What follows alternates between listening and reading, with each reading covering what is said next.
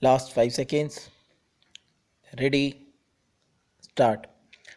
The writ petition has been filed by the petitioner praying for the relief to take immediate action against the private respondent number 7 restraining its men and agents from raising construction on the industrial land measuring more or less 79 kothas comprised in holding numbers 26, 27 and 28 Foreshore Road, Havda, and also restraining illegal transfer of the industrial land.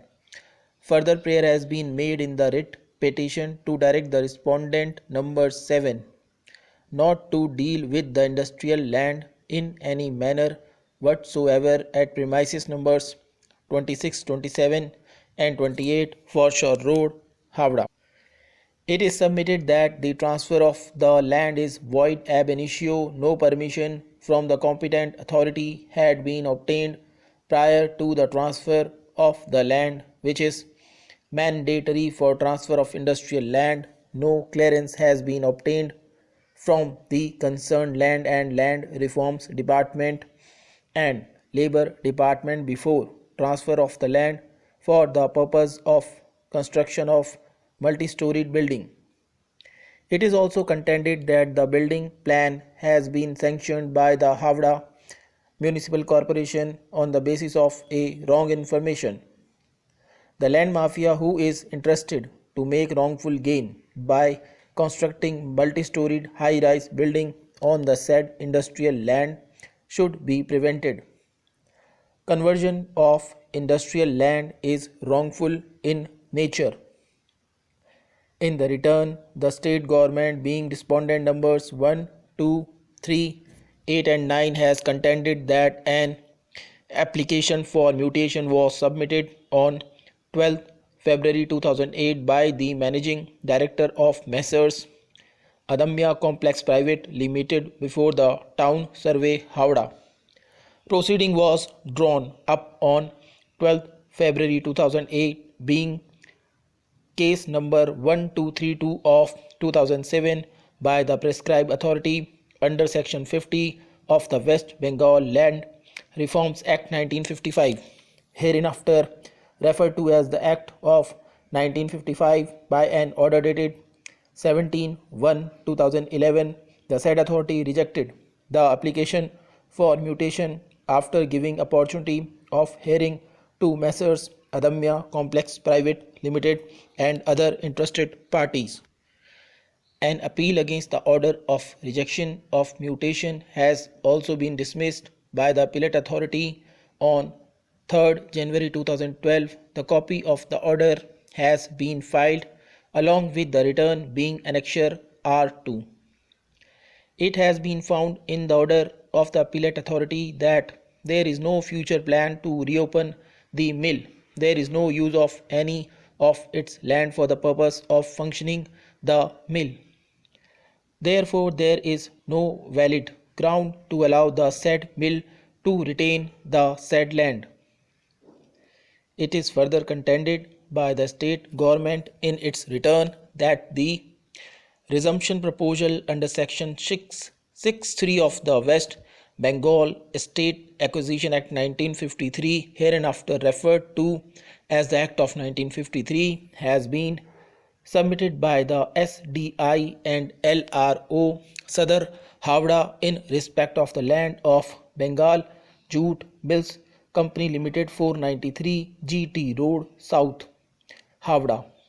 Bengal Jute Mills remained closed since 1968. The land is not being used by the said mill with effect from 1968 for the purpose of mill, factory or workshop, and land is liable to be vested in the state. It is contended that the subject land was recorded in favor of the Commissioner for the Port of Calcutta with the status Malik under the Crown.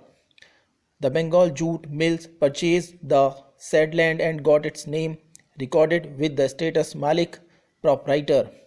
It is an intermediary falling under Chapter 2 of the Act of 1953. Reliance has been placed upon the provisions of Section 4 and 6 of the Act of 1953. The Bengal Jute Mill is retainer of the land as per the provision of Section 61G of the Act of 1953, yet it has no right to transfer the land as provided in Section 41 of the Act of 1955. The matter pertaining to the mutation is pending before the tribunal and fixed for hearing on 3rd October 2013. It is further contended in the return by the state government that the proposal for resumption of the land under Section 6(3) of the Act of 1953 has been initiated and request has been made to all the district magistrates and collectors to submit fresh formal proposal for resumption of the land to the DLR and SWB for taking necessary action in accordance with law. The resumption matter is in process as apparent from letter dated 12th April 2013 being annexure R5. Other facts have also been denied by the state government. The respondent number 7 in its return has contended that the matter is pending before the tribunal. Section 61B confers the right to retain the land. Section 161A does not apply to the land owned by an industry. Section 63 not attached as land, attracted as land is demarcated as Bastu and drain. Under the Act of 1953, land can be vested. The learned counsel for the respondent number 7 also submitted that there is no merit in the writ petition and the same is not maintainable. The writ petition is a motivated one and has been filed without any basis.